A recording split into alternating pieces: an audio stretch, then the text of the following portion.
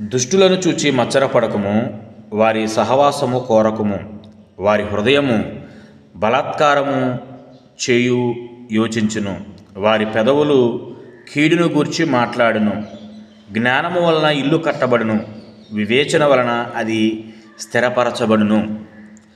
తెలివి చేత దాని గదులు విలువగల రమ్యమైన సర్వసంపదలతో నింపబడును. జ్ఞానము గలవాడు బలవంతుడుగా నుండును, తెలివి గలవాడు శక్తిమంతుడుగా నుండును.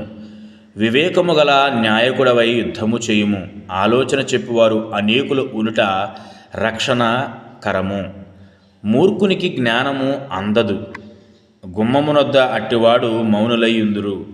కీడు చేయు పన్నాగములు పన్నువానికి తంటాలమారి అని పేరు పెట్టబడును. మూర్ఖుని యోచన పాపము, అపహాసులు నరులకు హేయులు. శ్రమ దినమున నీవు కృంగుని ఎడల